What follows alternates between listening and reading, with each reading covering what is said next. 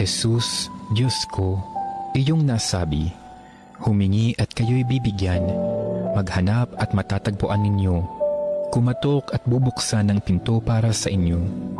Tunghayan mo po akong nakaluhod sa may paanan mo, napupuno ng buhay na pananampalataya at tiwala sa iyong mga pangakong pinabatid ng iyong kabanal-banalang puso at sinambit ng iyong mga labi. Narito po ako upang hilingin ito. Kanino pa po ako tutungo kung hindi sa iyo, na ang puso ay pinagmumula ng lahat ng grasya at kabutihan? Saan pa po ako maghahanap kung hindi sa baul na naglalaman ng kayamanan ng iyong habag? Saan pa po ako kakatok kung hindi sa pinto kung saan ibinibigay ng Diyos ang sarili niya sa amin at kung saan kami makapupunta sa Diyos? Sa iyo po ako dumudulog, puso ni Jesus. Sa iyo po ako nakatatagpo ng aliw kapag nahihirapan, pagtatanggol kapag inuusig, lakas kapag nabibigatan sa pagsubok, at liwanag sa dilim at pagdududa. Minamahal kong Jesus, maigting po akong naniniwala na kaya mong ipagkaloob ang biyayang aking hinihiling. Kailanganin man ito ang isang himala. Naisin mo lamang ito at matutupad na ang aking panalangin.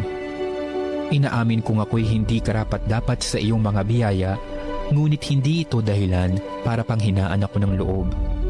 Ikaw ay Diyos ng habag at hindi mo tatanggihan ang isang pusong nagsisisi. Tingnan mo nawa po ako ng may habag at mababatid ng iyong puso sa aking mga kasiraan at kahinaan ang dahilan upang pagkalooban ang aking mga panalangin. O banal na puso, anuman ang iyong pasya sa aking hiling, hindi po ako titigil na sambahin, ibigin, purihin at pagsilbihan ka.